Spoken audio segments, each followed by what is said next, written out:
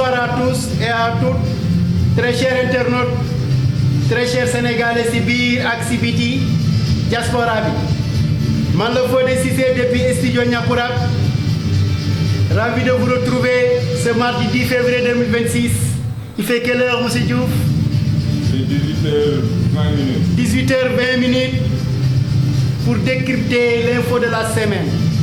Voici l'émission Kaddu Askan Wi de JVF Juste Valeurs Finance Économie. Au programme de ce numéro, ñu ngi dalal suñu invité yi muy Mohamedou Ndiaye, étudiant en licence 3 physique chimie. Mohamedou Ndiaye, Mohamed Ndiaye na nga def? Bonsoir. Oui, bonsoir monsieur Fodé Cissé. Na nga def, maa ngi lay dalal. waa di rafetlu dalal bi fii si émission bu mag bi. jaajëfatee. Alors ñu ngi dalal tamit Amadou Diouf, ñëpp ràññee nañ ko si JVFE Kaddu Askan Wi.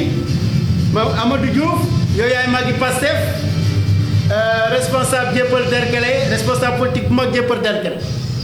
Alors léegi programme bi mooy lan? Programme bi mooy actualité bi semaine bi. Depuis barke démb am na grève bu am université ICAT Dakar. Université ICAT Dakar. Grève bi tàng jër ba am na 1 mois. Ok, donc léegi ñun moo tax tey émission Juste Valeurs Finance Économie Kaddu Askan bi soo leen ko bëggee seetaan da ngeen di tapé, da ngeen di dem YouTube ngeen tapé JVFE dina leen wax won émission yëpp. Sinon ngeen dem Google soo leen bëggee xam plateforme site bi yëpp information actualité nationale internationale ngeen tapé www.justevaleurs.com. Alors donc waxtaan bi nag ñaari point rek la ñuy waxtaanee tey.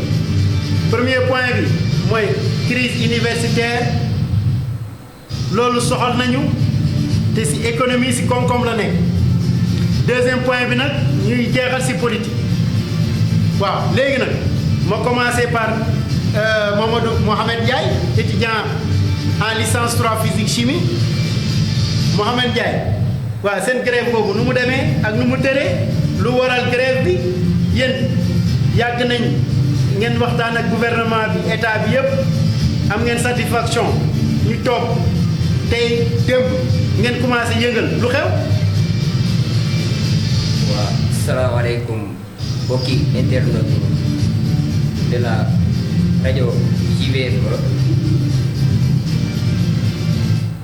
ak mbokki téléspectateur de l'édition JVFE di nuyu tamit suñu kii père bu baax bii di Père Fodé Cissé nga xamante ne moo ñu dalal ci émission bii di JVFE di nuyu tamit suñu père bi nga xam ne invité laa comme moom kii di JVFE waaw di nuyu ñëpp ñi nga xamante ne ñoo nekk ci biir télé bi ci comme quoi que caméraman beeg lumière beeg ñëpp waaw tey nag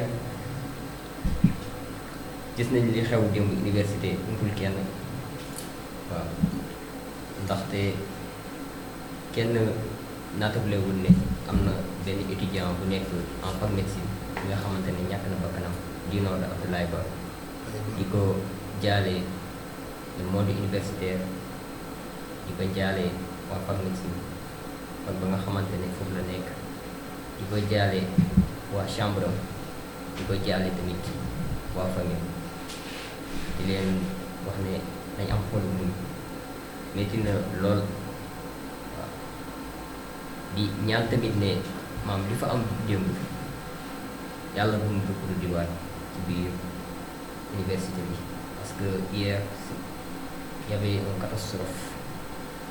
Le campus s'est transformé en champ de bataille. Il y a trop de désordre là-bas.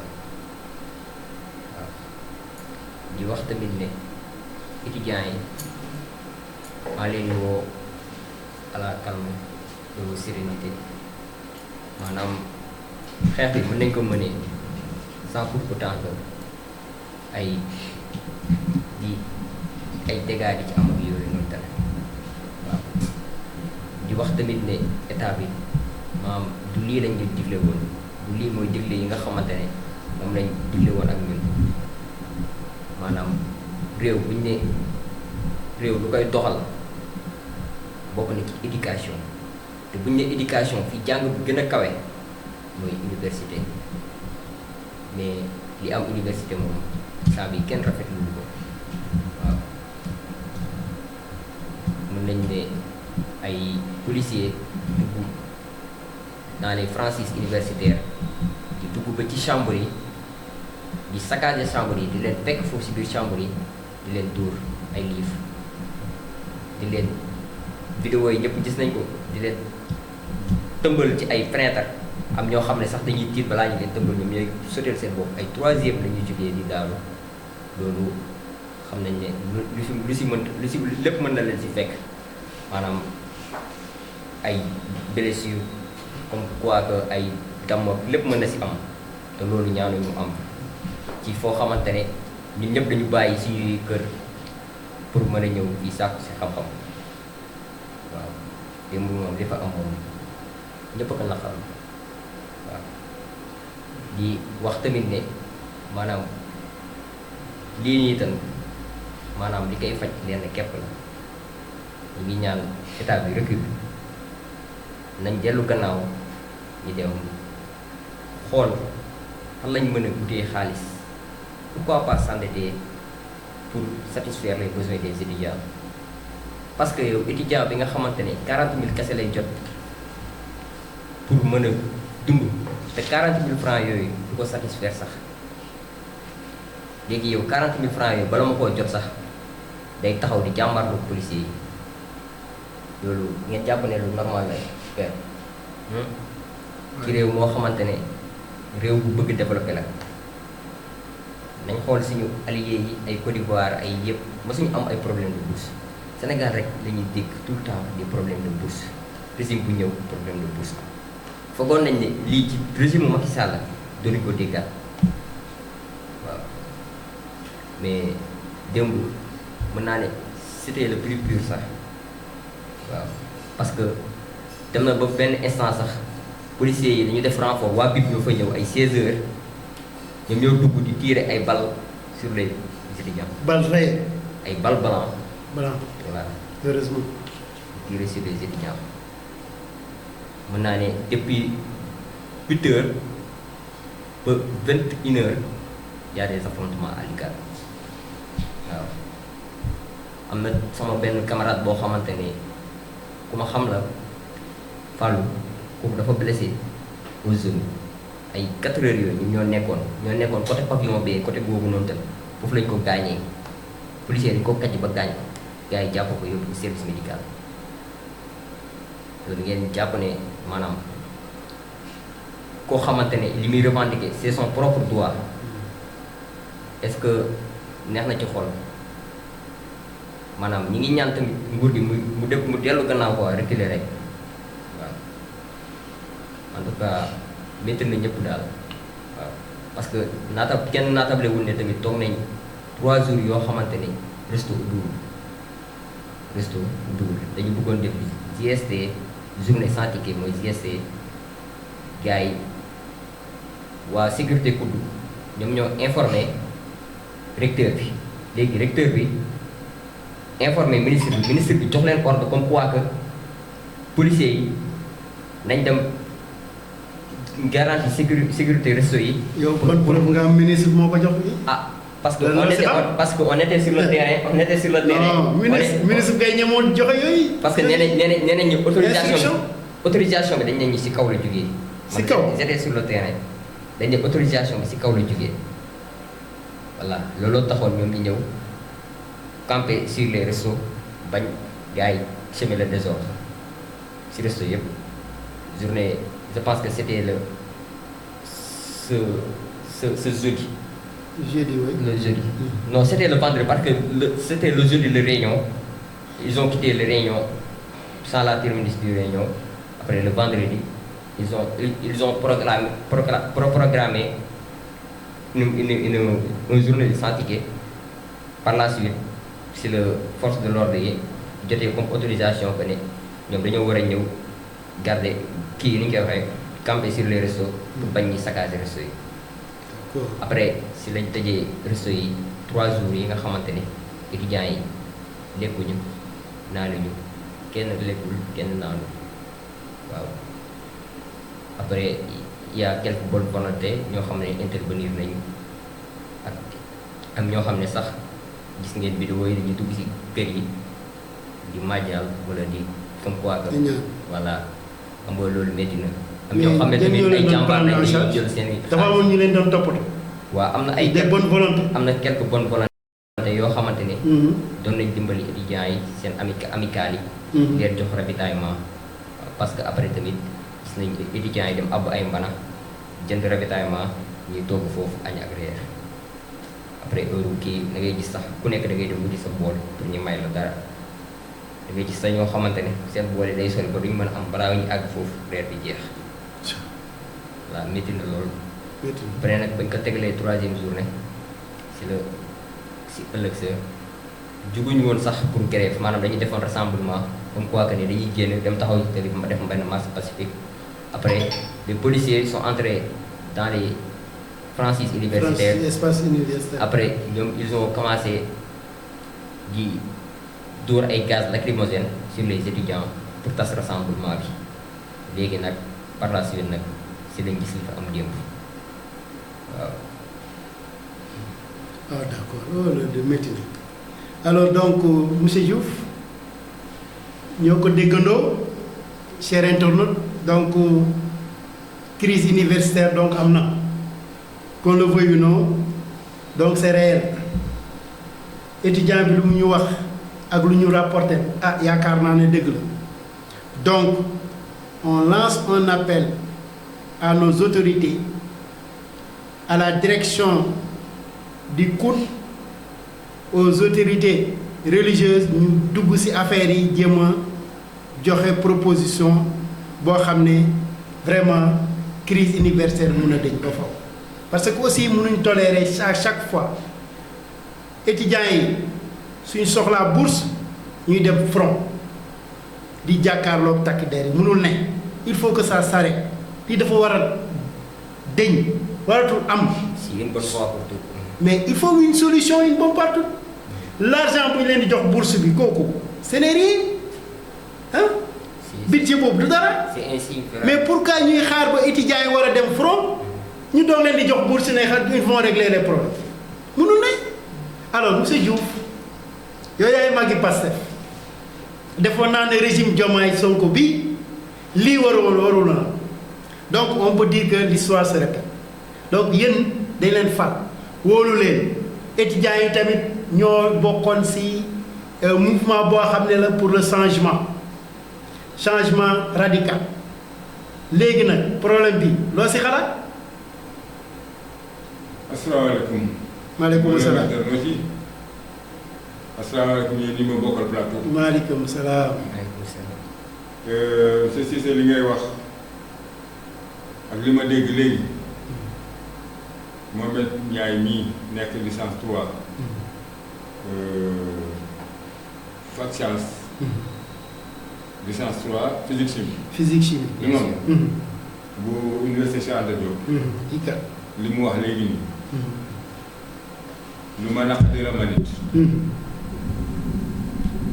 lu ma naqadi la ndaxte. ba ñuy nekk ci opposition bi. la jeunesse. Sénégal yi dañ leen a mujjoon identifier ak le président Ousmane Sonko. Ousmane Sonko suñu président Ousmane Sonko def leen njabootam. boobu ñu ngi ci opposition bi te boobu taa ñu ñoo doon woote une rupture radicale. monsieur Ndiaye du noonu. une rupture radicale. pour des raisons judiciaires que porté woon combat vision beeg cette rupture radicale mënul woon a jàll ci élection yi ñu dénkaane ko jox ko son excellence Bassirou Diomaye Diakhar Faye pour que mu présenté wu ci élection yi te boobu ba comme monsieur le président Ousmane Sonko di tànn ñoom ñaar ñëpp dañuy soog a nekk ñu nga woon kaso waaw léegi boobu dinañ si jàll. deuxième point politique après parce que am na question bu ma la soxla. waaw mais loolu dafa lié. waaw dafa lié tam ak moom li mu wax. ok allez-y d'accord. dafa lié ak moom li mu wax. ndaxte dans sa globalité. ñun ñoo promettre nit ñi. dans la vision 2050. exercice bu ci ne. te mandat bu ci ne. ak lañ ca war a def. ñun ci suñu bopp. li ñu gisee mandat bi di déroulé wu. ci programme bi di déroulé wu. sous le magistère de son excellence Bassirou Diomaye Diakhar Faye. lu ci bëri wuute na. ak la ñu jaayoon Sénégalais. cette rupture bañ jaayoon Sénégalais ba Sénégalais 54% d'entre eux tànnuñu pour que ñun ñu jiite réew bokk na ci reddition des comptes bokk na ci le problème des étudiants te université bii mu nekk moom c'est une université de référence waxtuma Sénégal rek ni Afrique c'est une université de référence dans le monde ndax ki ñu ko tuddee Cheikh Anta Diop est une référence mondiale kon buñ demee ba mbirum xaalis di dox diggante ay étudiants ak état bi du lu jaadu man mi bokk Pastef rafetluwuma ko parce que li ñu waxoon nit ñi te ba ñu nekk opposition bi te nekkoon ci parti bi kese tey jii ñu ngi nekk ci parti bi ñu ngi nekk ci état bi ñu ngi nekk ci gouvernement bi ñu ngi nekk ci assemblée nationale. Il y a beaucoup de choses yoo xam ne tey jii c'est des propositions même bu jógewul ci exécutif du ministère yi war naa mën a jóge ci suñuy député ndaxte ñoom itamit seen doom ngi ci université te ñoom nekkewuñu fa pour seen bopp dañ fa nekk peuple bi leen fa teg peuple bi lañ fa nekkal peuple boobu ñu fa nekkal ñoom ñoo bëgg lii dakk ndax seeni doom ñoom tamit la ñuy dóor te dafa wax léegi loo xam ne je trouve que c'est grave dans un pays dans une démocratie. Université bu toll nii Cheikh Anta Diop université Cheikh Anta Diop franchise universitaire lu ñu fa war di respecter la te jamono yii yëpp yéen ñëpp umpu leen du université Cheikh Anta Diop rek yëngu université Assane Seck Ziguinchor yëngu. si même hier tamit il y a des affrontements à l'université de Saint-Louis. waaw dama ne. Ziguinchor. non Saint-Louis. Saint-Louis y avait des affrontements. Saint-Louis bu amee des affrontements démb. am des affrontements à l'université Cheikh Anta Diop.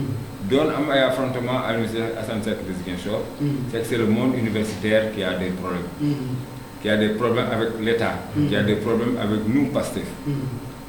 Il nous appartient à nous d'assumer pleinement nos responsabilités. Budget, arbitrage, prévision là. Prévision là. Boo amee 1000 francs nga ne moom ngay demee marché war ngaa mën a xam lan ngay privilégié ci la ngay jënd te éducation dafa di une priorité dans un pays une priorité surtout dans notre pays ñun ñi nga xam ne nous aspirons au développement nous devons sauvegarder l'intérêt de l'éducation primaire ba ña nekk université même dans les instances supérieures de l'université loo xam ne dañ ko war a sàmm te ñii li leen di jotale ak état yi ak régime yi bu dee problème mu bourse la amul fi état amul fi régime bu fi jaar boo xam ne mën ngaa yey étudiants yi si li nga xam ne tey seen droit la bourse elle est accordée mais quand elle est accordée par l'état ça devient un droit pour l'étudiant bi ñu ko accordé. wala du noonu c'est un droit. Mohamed bu ñu la accordé les bourses du droit la ci yow. droit boobu bu waxtu ba jotee war na koo faj. monsieur Cissé. yow mii yiy liggéeyee fii. koo xam ne weer dee na. war nga leen a fay. da nga leen xaar bàyyi leen ba mois prochain. non. déedéet kon boog ñun tamit lu ñu warloog ñoom nañ ko def. te aussi on envisage de supprimer les bourses. On entend par des infos comme quoi on envisage de supprimer les rappels des bourses. C'est une chose vraiment déplorable que nous, étudiants, on n'accepte pas. Parce que les bourses, c'est une chose qui permet à l'étudiant de survivre. Parce que l'étudiant, 40 000 lay jot comme bourse. Manam, bu jugee réewu taax ñëw fii nii tan si université bi amul logement xam nga ni 40 millions yi bu si jëlee logement di si jënd ay ticket añ ak reer ak ay kuuram kooku dara du fa des waaw léegi bu fekkee nag supprimer rappel yi rek moo leen dese nag moom ah loolu moom xamatuñ si dara ñun moom te mën naa ne nguur gi maanaam dañu jaayoon loo xamante ne mooy un nouveau système changement de système mooy li fi amoon mu jugee fi une rupture en autre terme léegi nag rupture boobu ñu doon woote ba léegi gisuñ si dara ba léegi gisuñ si dara changé wu si mën naa ne sax démb la gën a métti parce que bu njëkk bi sax takk der yi daanañ dugg ba si biir chambre yi léegi dañuy dugg ba si biir chambre yi yàq porte chambre bi jàpp étudiant di leen dóor di leen kàjji di leen maltraité comme ay esclave ba pare di leen sànni ci suuf ba pare tamit di saccagé seeni téléphone di leen jéggi am na vidéo yoo xam ne xanaa ñëpp gis nañ ko ay machine ak ay téléphone yi lañ koy jéggee voilà.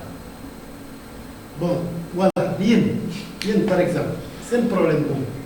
Est-ce que le ministre de l'Intérieur ou bien le ministre de l'Éducation, de l'Enseignement supérieur, yëg na ko? waaw ministre de l'Enseignement supérieur moom amical bi xam nga amical bi mu représenté étudiants yi. te fac bu nekk dafa am ay représentants étudiants. léegi amical bi nga xamante ne moo ñu fa teewaloon. ñoom gis nañ ministre de l'Enseignement supérieur de façon répétée. mais ils ne sont pas encore trouvé un consensus. mosu ñoo jubóo. d'accord luñ dal. mosu ñoo jubóo maanaam proposition yi ñu leen di wax. bu njëkk bi proposé woon nañ leen dañ leen di fay distance de 8 mois. Oui. parce que nee nañ comme quoi que réew bi dafa nekk en état de crise. 8 mois. waaw léegi yow. dañuy laaj rappel de bourse. voilà dañ koy fay de façon détaillée. échelonné ko. voilà si 8 mois. léegi dañuy laaj ci ñun ndax réew moo xamante ne. xaalis amu fi. ñuy dégg semaine bii. Ousmane Sonko semaine bii yëpp dafa nekk en tournée politique. di politique ba pare di may à Guinguinéo 15 millions. Ah bon? 15 millions yaa ngi wax lu leerul de. 15 millions la may Guinguinéo. ah. ba pare tamit joueurs yi nii tan kii bii nii ñu joué nga jël joueur bu nekk joueurs yi nga xam ne ce sont des millionnaires des multimilliardaires nga jël joueur bu nekk may ko 75 millions may ko terrain bu 1500 mètres carrés. mais kooku kan la c'est la Coupe d'Afrique. mais c'est la Coupe d'Afrique. mais yow beneen kii la beneen budget la c'est. waaw kooku c'est déjà voté. waaw budget bu nekk. mais ak budget bu nekk état bi yëpp. mais lii tamit c'est un budget c'est déjà voté. waaw lii tamit c'est un budget c'est déjà voté. maanaam réew bu ñàkk xaalis nga mën a génne ay ñoo xamante ne ay multimilliardaires lañ nga jël 75 millions di leen ko may. ak ay terrain 1500 mètres carrés tamit. multimilliardaire nag bëri na li ñu ne en tout cas daal lii manque de considération la maanaam ñàkk considérer étudiants yi mooy lii rek. maanaam ak manque de respect tamit. respecté wuñu leen. déedéet bul wax loolu waay. si respecté wuñu étudiants yi. parce que étudiant bi. jékki-jékkiwul rek ne day front. parce que depuis le début. ñun dañoo privilégié discussion depuis le début discussion même bu ñu leen ñaanee sax ne leen may leen fii ak 48 heures après ñu gisee ak yéen étudiant bu ñu naroon front sax dañuy bàyyi lépp ci suuf ba gisee ba pare doo ko xool la lañ leen proposé mais dañuy gis ne que dañuy dem si saa bu ñuy gën di gisee rek maanaam li ñu doon dégg rek loolu la ñuy déggaat ba léegi. maanaam ñi pare wuñ pour fay. c'est la même chanson. pare wuñ pour fay bu subaa. amul les mêmes chansons. amul évolution daal ci discussion. amul benn évolution. donc buñ taxaw lañ taxaw rek bëgguñoo fay te pare dañu bëgg supprimer rappel yi comme ni ma ko waxee woon sànq rek di ñaan tamit comme ni ko sànq père bi waxee maanaam jiitu religieux yi tamit bu fekkee ne bu nañ ci àddu ñu ngi leen di ñaan tamit ñu dugg ci. yaakaar naa ñu ngi pour rétablir la paix yaakaar naa ñu ngi lay dégg waaw. yéen par exemple actuellement lan ngeen di bëgg vraiment lan ngeen bëgg lan ngeen di xaar si état waaw ñun li ñuy xaar si état bi. lenn kese la. bi. c'est notre droit le plus absolu. muy bourse yi kese. bourse kese. ñun ñaanuñu leen dara ñaanuñu leen privilège ñaanuñu leen dara bourse kese lañ soxla pour mën a dund kese ak mën a jënd suñu dund parce que tamit xam nga étudiant boo nekkee en licence 3 dañuy couper sa bourse. léegi coupure de bourse boobu noonu tamit ngay toog 13 mois doo jot sa bourse. mooy tax boo passé en M1 da ngay jot li nga xamante ne moom la ñu woowee rappel mooy boo toogee 13 mois jotuloo bourse. après nag li nga war a jot moo nekk rappel bu fekkee ne da nga jàll. voilà léegi nag rappel boobu nag moom la ñu bëgg supprimer léegi yow kooku noonu nekkoon L3 est-ce que bu muy jàng xam nga ci situation yi doon jàng maanaam kooku man sama copain yu bëri buñ jàngee nii ba guddi gi dañuy dem si université si autant de plus maanaam dañuy dem si kii usines yi usine bu nekk Colobane fa la ñuy dem di liggéey guddi gi ñi leen di pointé ñi leen pointé ba semaine ñu doog leen a fay maanaam loolu noonu lan si dañuy mën a di dund di jënd seen i ticket ak ci mën a jënd seen i cours kon xam nga ni loolu métti na te ci guddi gi dañuy liggéey au delà de 21 heures jëm ba ay 3 heures ba pare yow suba nga am cours 8 heures kooku xam nga ni sonn na kooku bu demee ba jàll L3 di réclamer loo xamante ne bursam la kooku gars yi war nañu ko yërëm man damay laajte sax est-ce que réellement le président Diomaye Faye université la jaar ndax bu fekkee ni université la jaar mu war na xam réalité yi nekk université man en tout cas moom mun naa ne sax mooy ki nga xamante ne en tout cas daal bett na étudiants yëpp bett na leen nii le président Diomaye Faye moom mi nga xamante ne université Cheikh Anta Diop la jaar. waaw mais yéen ba léegi waxagum moo ne wax bourse rek ngeen soxla loolu kese. loolu yomb na. ah mais depuis. mais est-ce que yéen seen responsable étudiants yi gis nga leen ngeen waxtaan ak ñoom. waaw loolu mooy amical bi. amical bi sànq maa koy expliqué ma ne. faculté bu nekk. dafa am ay représentants. léegi représentants yooyu nag moom lañ formé tuddee ko amical. amical bi maanaam sont des représentants d'étudiants des différentes facultés. loolu mooy amical. waaw kon kay am kii bi ni ñu koy waxee amical bi kay maanaam ñun lañ fa teewal amical bi ñoom buñ d'accord rek mooy ñun ñoo d'accord. mais situation bu keroog bu démb sax je peux dire. nan la demee yéen da ngeen jëloon décision pour def front ou bien yéen da ngeen jëloon décision pour réunir pour waxtaan xool nan ngeen di def plan d'action ou bien noonu la demee ba tax lii am un mort. waaw dañuy nan la demee dañuy defoon rassemblement. di def une marche pacifique. doon bëggoon dem ba ci buntu grande porte bi. oui. pour bëgg a occuper télé bi. comme ça pour gars yi médiatiser ko kase loolu rek lañ bëggoon. ah d'accord léegi nag bi nekk lu doon voilà léegi nag. il a fallu que avant ñuy génn sax. avant ñuy génn buñ tollee côté pavillon A. waaw. si le force si entrée bi quoi entrée principale force de l'ordre day dugg. ak seeni oto. dugg si biir si biir université.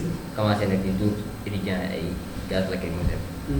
voilà léegi nag loolu moo waraloon di front bi amoon. waaw mais étudiant bu dee si apparemment dafa dee si lakk moo amoon si biir. waaw am na tamit benn chambre. lakk am na benn chambre bu doon lakk lan moo provoqué lakk boobu. waaw benn policier moo sànni lacrymogène. benn lacrymogène. waaw gaz lacrymogène la waaw sànni si résidence résidence universitaire. ci benn chambre. ci benn chambre université waaw. moo waral. léegi nag franchi ba lakk chambre bi yëpp. waaw lakk na malaa yeeg valise yeeg. waaw saag ya fa nekkoon lépp néeg boobu lépp lakk na waaw. léegi étudiant bi faatu. moom ci nu mu faatoo dañ ko dóor ba mu gaañu non c'est lakk la yaakaar c'est lakk bi lakk. non policiers yi dañu dugg ba ci biir. di saccagé porte bi di dóor étudiants yi ci biir chambre yi. ci biir chambre dañ ko dóor ba mu gaañu. waaw dañ ko dóor moom ba mu gaañu. waaw mais gaañul si lakk fan la dee si lakk bi wéy. non dañ ko dóor ba mu gaañu. gars yi ñu dugg ci biir chambre bi di leen dóor. di leen dóor. léegi nag kooku nag xam naa nag sûrement dafay am problème d'asthme affaire yooyu mu daalu foofu noonu tam léegi amul ñu ko mën a secourir. avant muy ñëw nag gars yi nee nañ faatu na. ndax yóbbu nañ ko sax après service médical. après nag si lañ génnee dégg ne mooy. benn membre boo xamante ne ci fac médecine la génn président de l'amicale des fac médecine moom moo génn avéré nga ne benn am na benn étudiant. Oui, on l'a relaté. Alors, si vous voulez avoir information, alors on l'a donc doublé sur une plateforme www.justvaleur.com. Les circonstances de la mort de l'étudiant, du jeune étudiant, dans le cadre de la grève, du mouvement d'humeur des étudiants. Hein? Voilà. Alors, les nous avons donc dialogué sur le deuxième point. Donc, on était avec Mohamed Ndiaye, étudiant en licence 3, physique chimie, ILICA. Donc c'était un étudiant en 3e année. Donc moi, je vais relater les faits. Si l'université cette situation nous si l'université. Donc on lance un appel aux autorités administratives. Nous veillons à cela pour que l'île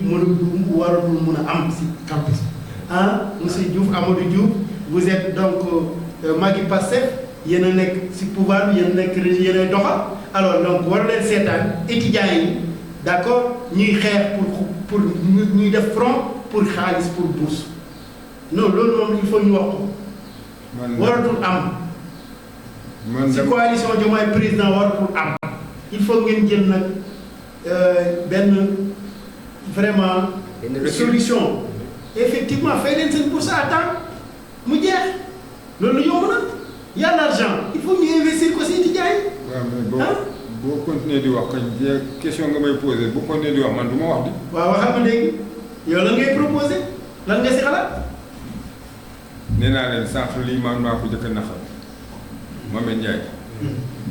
waxuma fi sànq nii li ñu war a jëkk respecter c'est les franchises universitaires. oui normalement. jaar naa fac mais fac am na foo xam ne takk der amu fa droit. amu fa droit ça c'est vrai. takk der amu fa droit ci enceinte bi boo xamante ma loolu ngay dem bay këtt ay buntu jàmbur di fa dóor ba nit di fa dee. amul droit ci campus social. France université dañ ko war a respecté. dama ne loolu amuñu ci droit. te ñun ci Magui Pastef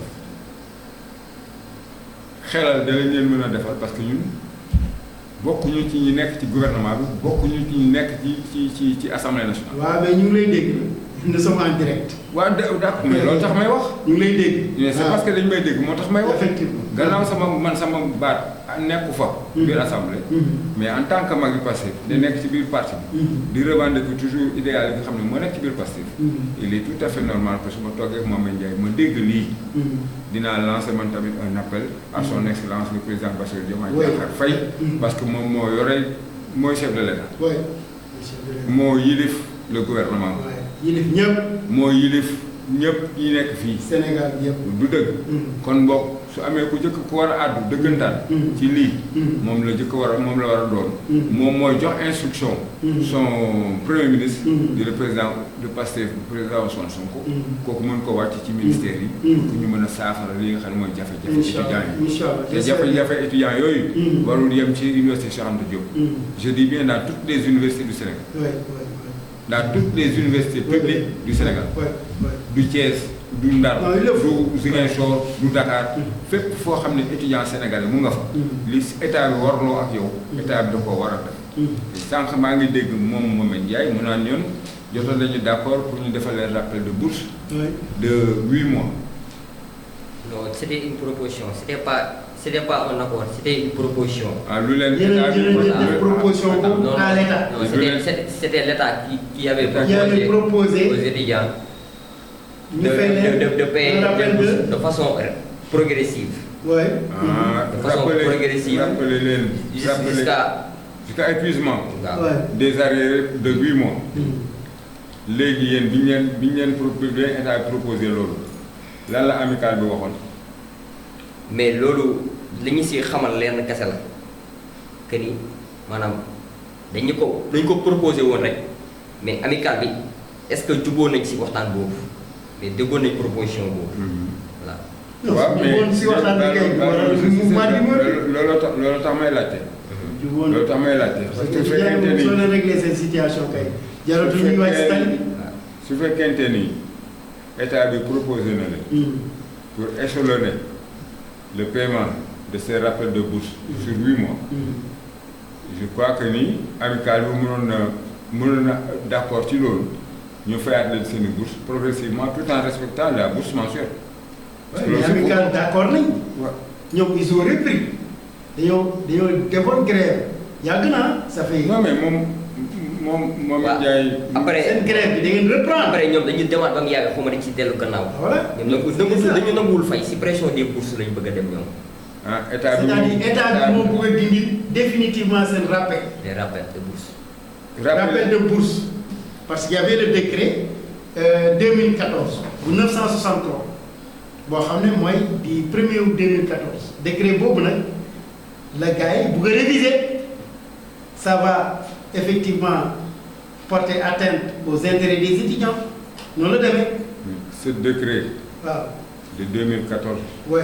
donc numéro 963. ce décret dont vous faites référence. Ouais. est un décret qui date de l'ancien régime. Oui, bien sûr, oui.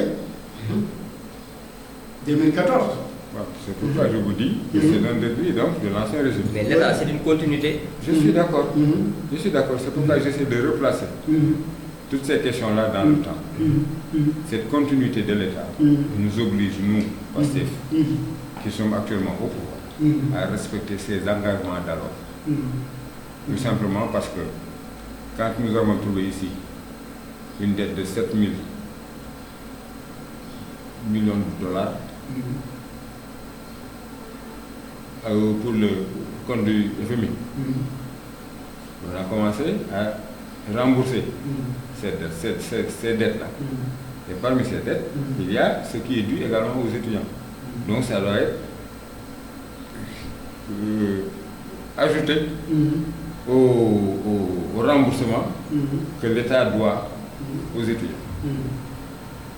Cette proposition d'échelonnement du remboursement de ces bourses sur 8 mois, je pense que c'était quand même assez raisonnable pour l'État que de le faire. Et maintenant, si l'amicale des étudiants refuse cette formule, comme il dit tout à l'heure, ils ont peur d'une suppression ultérieure des bourses. Oui. Ils sont en train d'anticiper sur une possibilité dans le futur. Mais dans ce cas, mieux vaut privatiser l'université. Avant, l'université publique. On privatise ça. Non, l'université publique existe dans toutes les démocraties. Non, laissons l'État.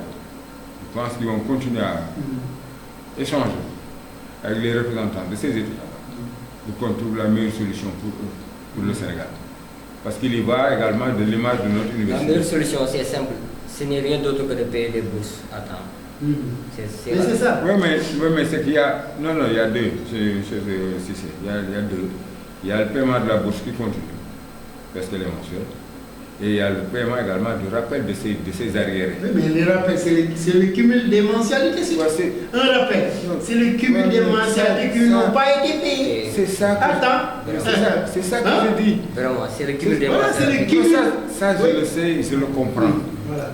Je le sais, je le comprends. C'est pourquoi je vous dis que, puisque l'État a proposé d'échelonner ces arriérés-là sur 8 mois, en payant ces arriérés-là pendant 6 mois, pendant 8 mois, mais pendant ces 8 mois-là, il y a deux choses à payer à chaque étudiant bénéficiaire d'une bourse. Il y aura la bourse du mois et le rappel. Le rappel, oui. C'est ça que je dis que l'amicale aurait pu tomber d'accord avec ça, avec les étudiants. Mais ce n'était pas un accord qui était avéré. C'était juste une proposition. C'était C'est une proposition qui avait été faite par l'État. par De la part de l'État. Mais c'était pas. Ça n'a pas été accepté par l'État même. d'accord. Ça n'était même pas accepté par l'État. C'était juste une proposition, une discussion. Il y a une proposition. Après, on va trouver un accord. C'était juste ça. Donc, il n'y avait pas Entente. une entente directe avec l'amicale, mais que c'était une proposition de l'État faite à cette amicale-là, mais finalement, ils ne sont pas parvenus à un accord formel. C'est bien ça? Si. Et c'est pour ça. Mais j'ai dit que, ça aussi, j'insiste là-dessus, je pense que c'est une proposition qui était raisonnable et qui est toujours raisonnable. Avoir la bourse rappelée et la bourse du mois pendant 8 mois vaut mieux que de garder ces 8 mois-là qui ne sont pas payés, qui sont encore dus, et chaque mois de payer la bourse du mois. Non. Il y a les deux. Il y a ce qui est dû et ce qu'on doit payer. On n'a qu'à payer la bourse du mois et un mois de rappel. Mais actuellement, il faut toucher ce xaalis. C'est l'argent comptable, mais par web, qu'est-ce qui se passe? Modalité qui façon une différente, exactement. Parce que aussi, là aussi, ça peut se poser des problèmes. Hein? Comment? Je fàttali tamit instant bi nga xamante ne étudiants yi ñu ngi réclamer seen bourse. Le Premier ministre est en train de faire son tournée politique. On est tous au courant de son tournée politique cette semaine-là. Il est passé par beaucoup de régions. Le Premier ministre. Le Premier ministre. À Guinée. Oui. Est-ce qu'il est au courant? Au moment. Est-ce qu'il était au courant? Il est bien au courant. Non, je ne pense pas. Si, Il est bien au courant. Il est au courant. Il est bien au courant.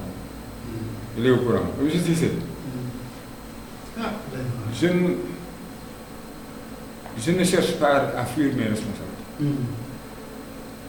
Je ne cherche pas à excuser notre État. Je veux que ce qui est de droit, qu'on exerce ce qui est de droit. Ouais, que ça leur revienne. Ce qui leur est dû, que ça leur soit payé. Je suis de Pastef et je l'assume. J'ai été étudiant et je sais ce que peut vivre un étudiant qui a bénéficié d'une bourse et qui ne l'a pas. Et qui ne l'obtient pas.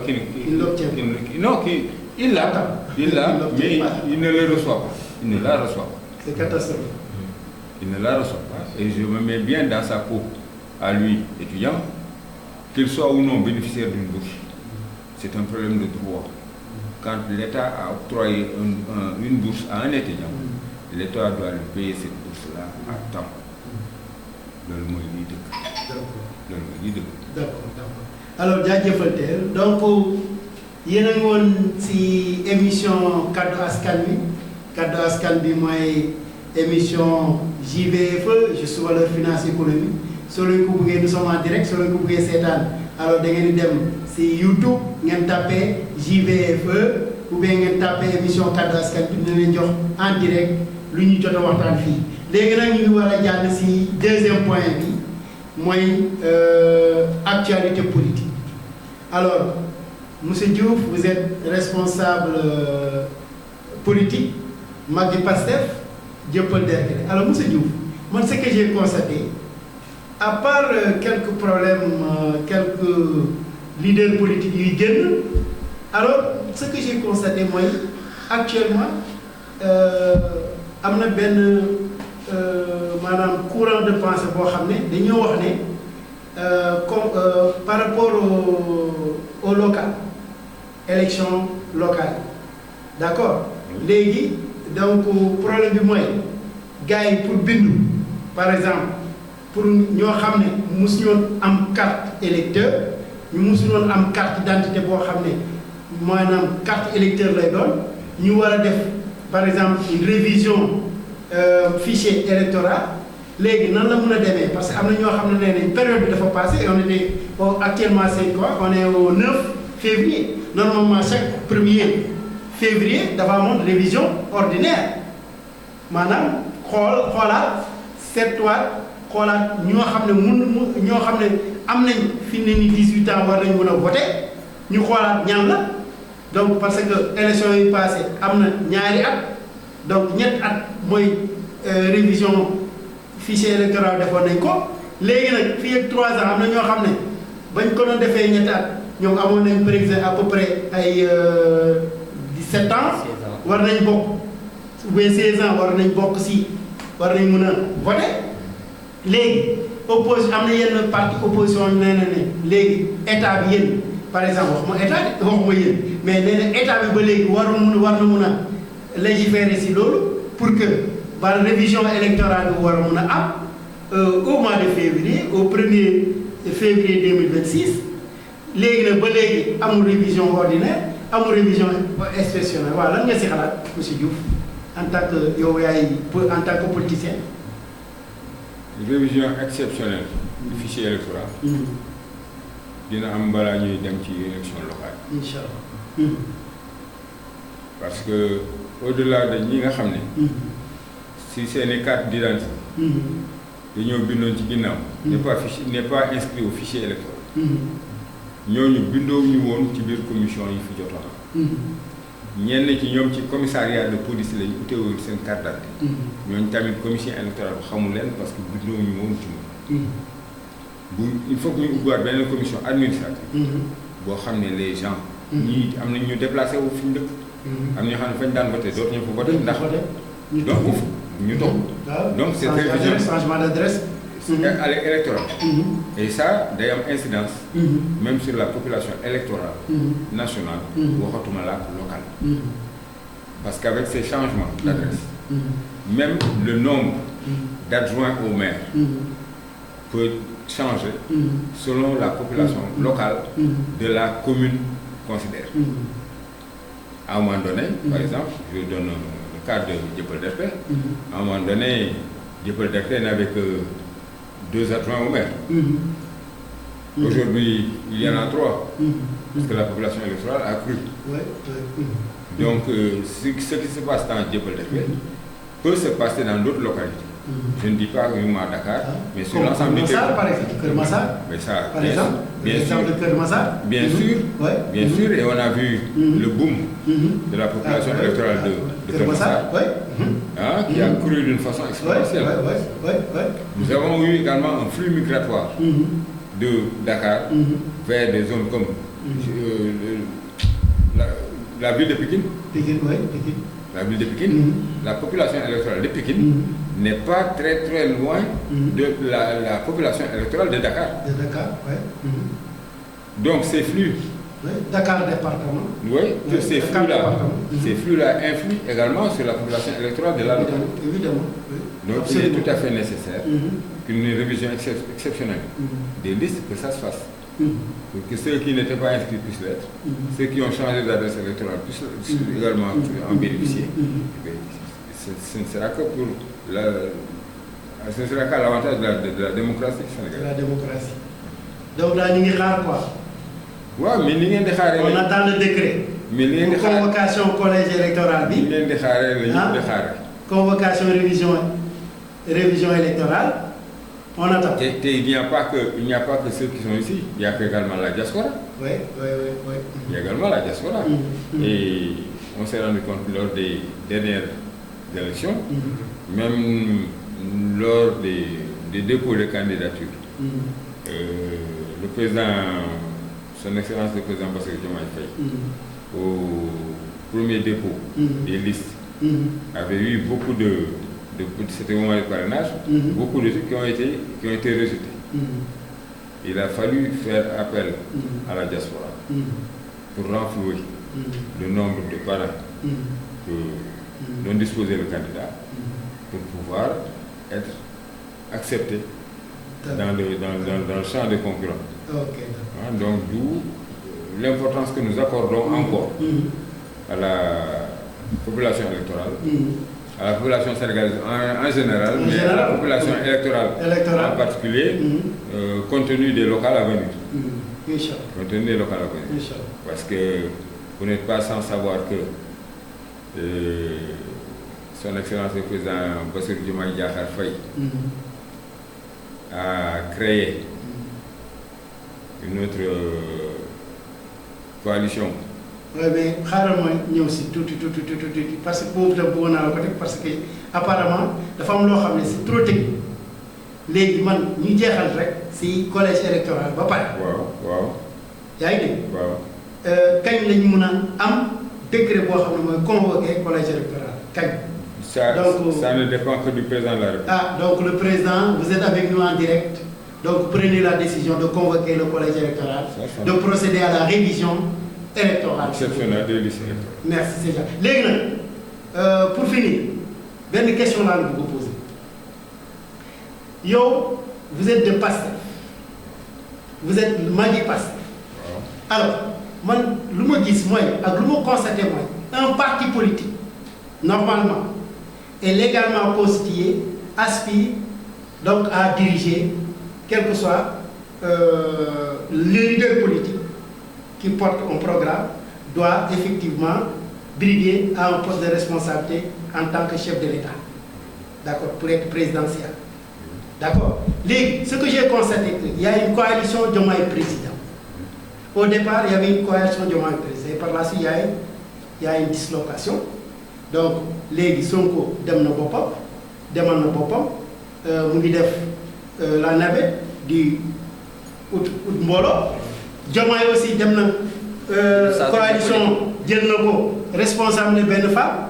Légui nak problème bu moy par rapport à votre parti Pastef, est-ce que dans le statut de votre parti, est-ce que consacré nañu benn, par exemple, est-ce que président Sonko en l'occurrence war na mën a am sañ-sañ nommer un secrétaire général en tant qu'un secrétaire administratif du parti, ou bien est-ce que Diomaye ba mu démissionner il reste militant de Pastef, ou bien ba mu démissionner est-ce que yéen par exemple à votre niveau par rapport à Sonko là est-ce bonne réaction la def, soit dafa considérer comme Diomaye par exemple mooy militant la nekkatul secrétaire général du parti ne amatul benn responsabilité du parti léegi Diomaye militant de simple, ou bien da ngeen di mën a accepter une coalition Diomaye au sein de Pastef. waaw nu mu demee est-ce que warul am benn procédure boo xam ne disciplinaire la boo xam ne Sonko Ousmane Sonko en personne moo koy jël ne léegi comme que Diomaye par exemple président chef de l'État la, est-ce que maanaam cumul de fonction, parce que yaakaar naa cumul de fonction war na mën a am parti, ou bien Diomaye est-ce que mënoon na war na mën a démissionner waroon na mën a toog en tant que responsable parti Pastef sans mu démissionner loolu laa bëgg a xam man dafa leeru si man quoi. Est-ce que mën nga ma dimbali jàppale ma foofu expliquer ma nan la war a mën a demee seen fonctionnement parti. xam nga da nga wax ni Diomaye dafa demal boppam Sonko dafa demal boppam déedéet nañu dellu si waat ci li waral cette dualité. Le 8. Mais il y a des conflits entre eux. Mais le président Ousmane Sonko nous avait donné rendez-vous. C'était le 8 décembre. Ou le 8 novembre. Le 8 novembre. Le 8 novembre. Le samedi 8 novembre. Au stade Léopold Sédar, au parking du stade Léopold Sédar. Et durant ce meeting, le président Ousmane Sonko nous avait dit que la coalition Diomaye était dirigée par Madame Aïda Mbodj. Et il l'a réaffirmé ce jour-là. Le mardi suivant, nous avons appris, comme tout le monde, que son Excellence le président Bassirou Diomaye Diakhar Faye confiait la coalition Diomaye à Madame Aminata Touré, qui en était la superviseure. waaw xam nga waa déformation la ngeen jéggal ma ci. Donc son Excellence premier président Bassirou Diomaye Diakhar Faye dénk supervision wu coalition Diomaye mu dénk ko Madame Aminata Touré. bi ñu fàttaliku Madame Aminata Touré boobu moo nekkoon tête de liste Benno Bokk Yaakaar. Oui, je me rappelle. Le président Ousmane Sonko nekk tête de liste Pastef. Pastef. ñu dem Pastef gagné. Benno Bokk Yaakaar ñàkk. Donc. Mais avant les élections, Madame Aminata Touré avait démissionné, c'est à rappeler aussi. Avait démissionné avait démissionné de Benno Bokk Yaakaar. Benno Bokk Yaakaar. 2 ans avant les élections. Ba tey même bu démissionné. Même bu démissionné. Elle a été notre adversaire. ci législative yooyu. du ñu jógee génn ci législative bi. le président Ousmane Sonko woote terre à midi. di rappeler ni coalition Diomaye. madame Aïda Mbodj moo koy diriger. 3 jours après. président Bassirou Diomaye Diakhar Faye ne du madame Aïda Mbodj waaye Aminata Touré moo koy superviser. ki nekkoon adversaire u Pastef. ci législative yi génn. est-ce que moom président Bassirou Diomaye Diakhar Faye ci magistère bi ñu ne mu ngi doxee les points de rupture yi Pastef jaayoon askanu Sénégal ba ci problème mu bourse yi ñuy doon wax li bi ñu doon waxtaanee léegi loolu yëpp génne moo ko ci c'est des choses qui sont intimement liées à mon avis te am na ay dispositions yoo xam ne dañoo nekk ci règlement intérieur yu Pastef yu Pastef yu naan militant bi amul droit di def coalition wala di def baat bi moom may rëcc loo xam ne dafa contraire ak ligne parti bi mouvement décision. déedéet tendance lu ni mel la. nga xam ne amul droit def ko. ci biir parti bi. ni à l'extérieur du parti. de promouvoir quoi. waaw ni à l'intérieur ni à l'extérieur du parti. te le président Bassirou Diomaye Diakhar Faye. dafa démissionner de son poste de secrétaire général de Pastef. Alors que. Le règlement intérieur du parti Pastef nous dit que celui qui a obligation de démission de son poste de président du parti, c'est quand il devient président de la République. Le président du parti, monsieur Ousmane Sonko, ne peut pas être en même temps président de la République du Sénégal. Faut cumul de fonction. C'est banni. foofu lañ koy tere. wante président de la république. terewul nit ki mu nekk secrétaire général du parti. en tant que président de la république. en tant que président de la république moo tax. donc pour cas de démission à l'époque. moo tax ma la sànq loolu yëpp c'est lii. bu démissionné de son poste de secrétaire général. amaana ni prévoiroon na moom. bu nekkee président de la république. te bëgg a briguer beneen mandat. te du ko mën a defee ci biir Pastef parce que le président Ousmane Sonko. dafa di ogre politique boo xam ne. dafa naqadee duma. ci biir parti bi. comme ci biti. bu jëlee coalition Diomaye. bi nga xam ne. daf fi nekkoon pour gunge. le président Ousmane Sonko en 2019. moom la ñu changé tur bi. c'est les mêmes structures ñoo fa des. tuddee ko coalition Diomaye. moom mi nekkoon candidat au présidentiel. mais coalition Diomaye boobu. waaw kan moo ko créé c'est Sonko ou bien c'est Diomaye loolu laa bëgg a xam. déedéet du Sonko du Diomaye c'est le parti Pastef. c'est le parti Pastef.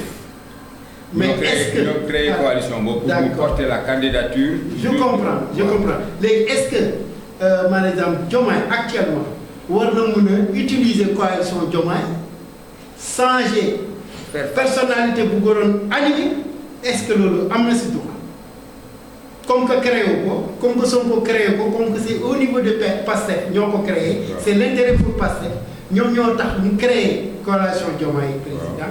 ba Diomaye nekk président. léegi est-ce que Diomaye am na sañ-sañ jox keneen mu dogal mun a effectivement changer doon animé pour Diomaye Aïda Mbodj par exemple. est-ce que c'est Sonko am na sañ-sañ Diomaye am na sañ-sañ boobu changer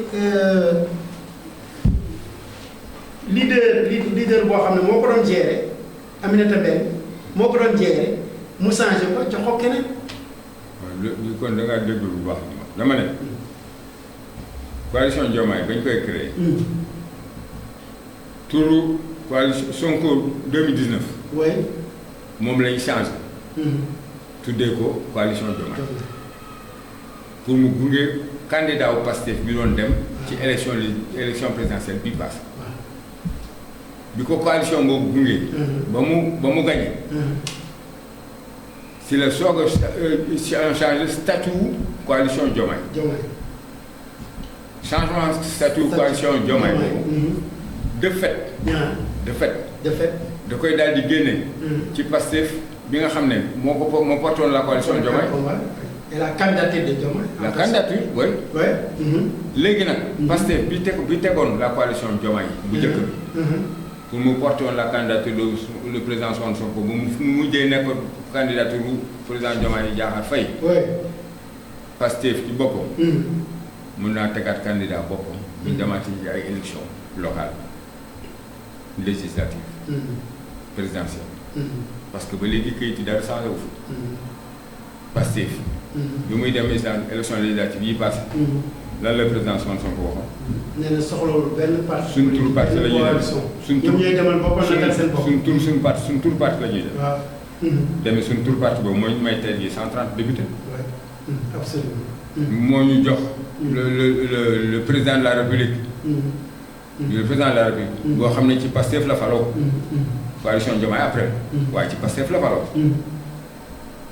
waaw léegi. waaw lu ma bëgg a laaj président Ousmane Sonko donc moom rek moo am sañ-sañ nommé le secrétaire général de Pastef.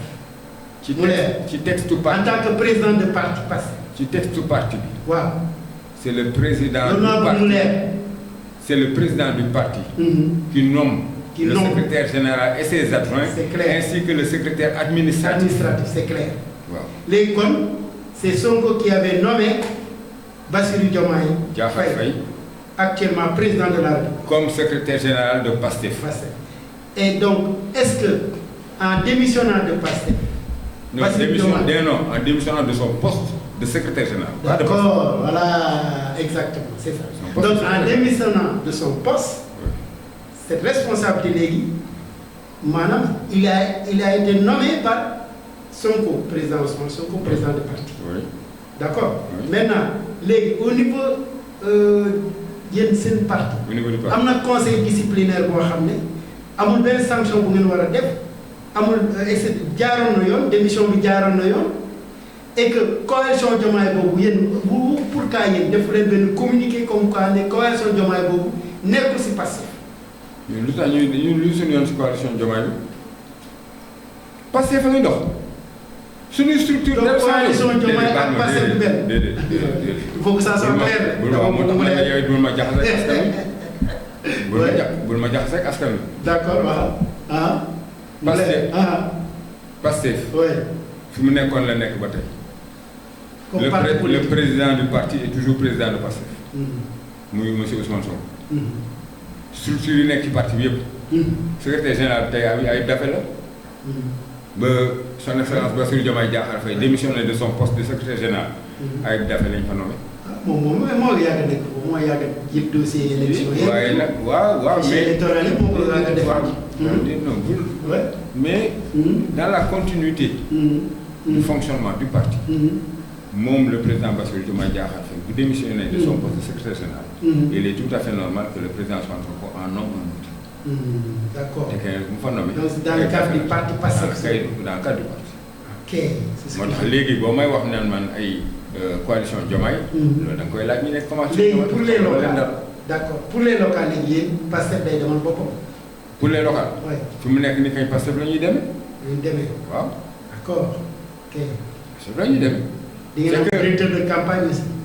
du question direction de campagne xam nga parce que élection municipale. mooy li ñuy wax ñun ñëpp di ko fooy rek naan nawetaan. local. nawetaan. nawetaan la nawetaan. donc gox bu ci ne gox bu ci ne. responsable. ak leader ba fa ne. ci kooku la ñu mën a boobu. def campagne autour de cette personne là. pour fal ko foofu mu nekk fa mu mën faa nekk maire. parce que léegi le maire. il est élu directement. au scrutin majoritaire. bokkewul ak conseil municipal. parce que ci biir scrutin majoritaire. di nga am la tête de liste. kooku moo mën a nekk maire. mais y a d'autres membres de la liste majoritaire. Majoritaire. Maintenant viendra également la liste proportionnelle. Proportionnelle. Et dans chaque liste, ngay naan kañ mooy nga gagné majoritaire ba pare. gagné proportionnelle nga cumulé ko. boo gagnewul la totalité des conseillers. de la liste proportionnelle. Le nombre de sièges. au moins nga gagné fa le moins nga gagné fa le maximum. en termes de pourcentage. ñu ñëw dooleeku. ci sa liste majoritaire. comme ça ce conseil municipal. mën a couleur sa conseil municipal mën a méngoo. ak couleur ki koy jiite muy le maire. c'est-à-dire que donc bu Pastef tey jii bu ñu demoon jëppal def man ma nekk candidat wu Pastef exemple laa lay jox rek. wax ma ne may candidat bi. candidat jëppal déedéet wax gu ma. dégg naa yaay futur candidat jëppal. waxuma loolu dama ne exemple laa lay jox. exemple kese laa lay jox. dama la ne bu ñu demoon bu ñu àggee tey jii ci élection locale yi. Pastef bi jëppal def ne Amadou Diouf moom mooy seen tête de liste. bu ñu battre campagne. ba man ma ëppale fa ay voix. dinaa nekk maire Dieuppeul Derklé. waaye su may nekk maire itamit. dinaa bëgg ci sama liste majoritaire Pastef. ma am fa le maximum de conseillers. amaale ci tamit ay conseillers ci suñu liste proportionnelle. ce qui fait que les conseillers municipaux ya ñuy ami. ci biir Dieuppeul Derklé. ñu ëpp ci ñoom doon waa Pastef. te loolu dina faciliter liggéey bi. ndaxte dinañ bokk ñu ñëpp vision. parce que dinañ tënku d'abord ci li parti bi tëral. par rapport à chacune des localités. Et on va pouvoir entrer plus facilement dans le cadre de cette vision 2050. Loolu yëpp aussi yu ñuy sóoraale la même au niveau local. mais yaakaar ngeen ni compte tenu de la situation ak coalition Diomaye ak Pastef est-ce que yaakaar nga ne yéen di ngeen am ndam maanaam di ngeen am ay maire yu bëri loolu yaakaar nga ko quoi ci des fois ci sama gis-gis rek. toll woon nañ fi ay jamono. yàggul loola. dégloo fi président Ousmane Sonko ne woon nii gagné nañu législative les présidentielles ak 54%. législative bi à peu près ak 54%. waaye local yi di ñëw 80% lañ soxla. 80% ñu ngi. damay laajte déggoon nga ko fi wala déedéet. oui. déggoon nga ko fi. bien on est en train de travailler dans chacune des localités du Sénégal. c'est dit dans l'ensemble du territoire sénégalais. On est en train de travailler dans chacune des localités pour que Pastef il soit majoritaire. Inch'Allah. ndax mairie yi mën a am 80%. ak 80% bu ñuy wax majoritairement kay. mais moo tax nag bëgg ñu nekk nag ñu ñuy traîner ci ginnaaw. gàcce lay doon ci ñun de buñ ko ñàkkee. doy na waaw wait on see. waaw liggéey la laaj rek. alors voilà je reviens à l'étudiant là alors yow lan ngay conclure temps bi dafa ñu xoj tuuti lan ngay conclure par rapport seen situation mouvement d'humeur yeeg seen grève beeg da ngeen décréter encore 48 heures ou bien pas encore bien da ngeen stand by. waaw dañuy stand by instant bi nag benn communiqué génne nañ ko comme quoi que étudiants yi dañu génn campus bi. ba apaisement am. waaw après ñu doog a xool situation yi. pour ñu mën a commencé waat études yi normalement. waaw da ngeen war a jàng nag. voilà war nañ jàng nag. tey jii nii sax. amoon na benn faculté boo xamante ne ñu ngi dégg des infos comme quoi que ñoom dañu waroon commencé examen. muy fac droit. fac de droit. waaw il a fallu que affrontement yu am démb bi moo tax tey. kenn mënu def examen. waaw waaye ba nga xamante ne. situation yi calmé na. après ñu doog a mën a retourné waat. monsieur le maire classe. waaye mais monsieur Cissé ci foofu. nga may ma. waaw même bu ñu taagu xojee nga may ma. moom mi étudiant. nekk si Anta Diop. ma ñaan ko wala boobu ma yóbbante ko moom itamit. waaw ci seen amical. même su ngeen suñu jotul a parafe. proposition bi leen état bi doon defal. maanaam l'échelonnement du remboursement. waaw proposition boobu depuis sànq maa ngi gis yaa ngi ciy insister proposition boobu nee naa la proposition boobu maanaam waxtaan boo xamante ne kenn déggoogu si la dañ ko wax léegi nag ñiy ragal loolu noonu bu amee est-ce que suppression di am loolu tax ñi teel a anticiper lii. loo xam ne mosu fi am xam nga ñoom. nekkoon nañ ko en opposition. xam nañ ne lii yàgg na di am yàgg nañ di ko bëgg a wax mais mosuñ ko nangu. maanaam bu loo xamante ne dañ ko doon bañal Macky Sall moom lañ koy nangu. waaw déggoo ma de. dama la ne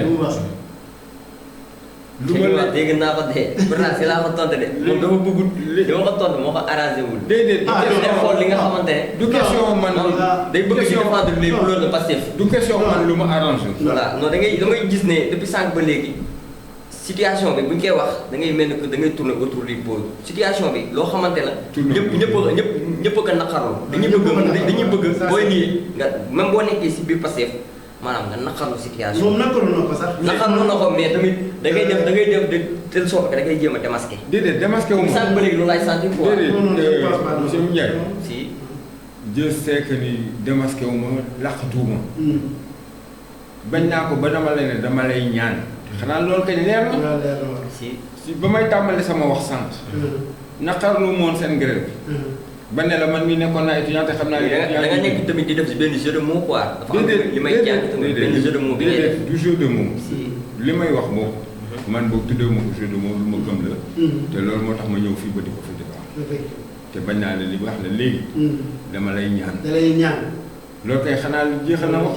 léegi da lay ñaan loolu loo koy ñaan lan ngeen di ñaan étudiants yi. li ma koy ñaan mooy li leen état bi doon proposé. oui pour échelonner le remboursement de ces bourses là. sur 8 mois. pour que seen amical ba nangu ko partager ak ñoom. c'est ça. parce que moom li muy wax déedéet moom. li muy wax déedéet moom li muy wax mooy. ñun état bi. dañoo def loolu genre dilatoire la. pour supprimer les bourses. ni ñu ko déggee ni loolu moo am. benn genre dilatoire. l'état ne fait jamais de dilatoire. waaw mais ci li ma man bokk li ma comprendre wax ji mooy la jot a am UT. c'est un problème sérieux. am UT. moom la ragal ni loolu la ñuy waajal ci biir université bi. ba looloo tax ba ni seen amical ba. nangul woon a toog foofu pour ñu paraphé cette proposition des 8 mois de remboursement. foofu laa koy waxee ni. li mu yaakaar ni dilatoire la de ma part non. loo xam ne lu ma gëm la lu ma yaakaar la bokk ci état bi. que ni bu ngeen ci d'accord ak ñoom dinañ leen fay seen bourse mensuelle di ci boole les rappels des trucs yi ñu leen amee. loolu tamit bu amee tamit lu ñuy nangu la tamit ndax maanaam ñun tamit bëgguñ lu dul ñu fay ñu rek.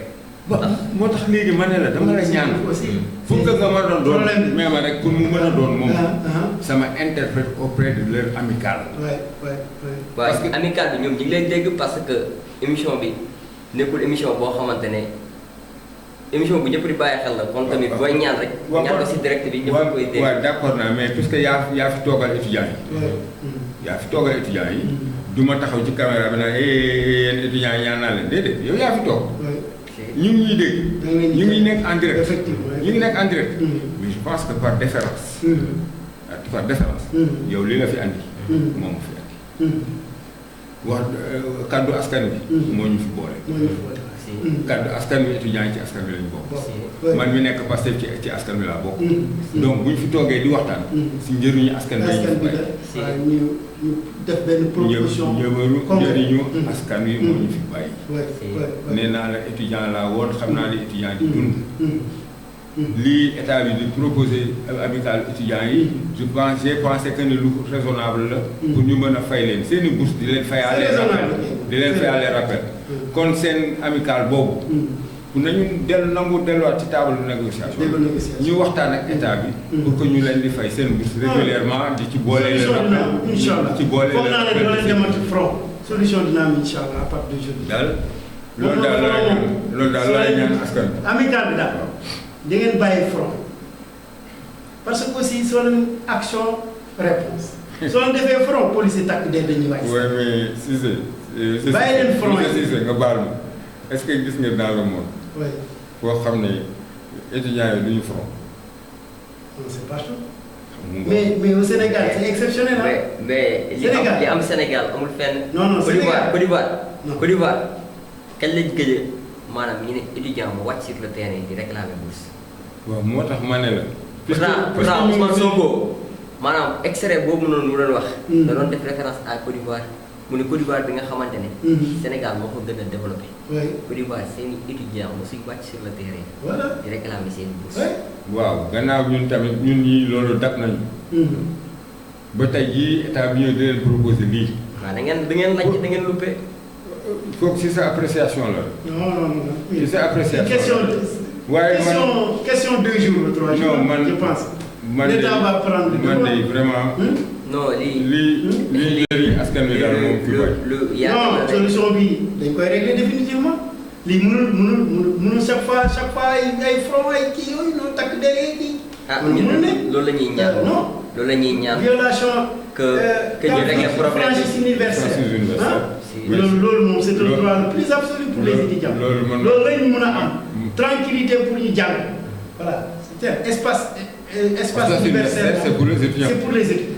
Voilà. C'est pas pour la police, c'est pour les étudiants. Voilà. Pour ñu am carte étudiant. Non. waaw kon nag ñu ngi leen di jaajëfal waxtu bi xëj dañu kon nag ñu ngi leen di gërëm maa ngi gërëm Mohamed Ndiaye étudiant en licence histoire physique chimie maa ngi gërëm Amadou Diouf ñu jaajëfal ba beneen yoon incha allah rabi jërëjëf waaw kon nag ay émission Kaddu Askan bi ñu ko bëgg a suivre donc da ngeen di dem YouTube ngeen tapé JVFE juste valeur finance économie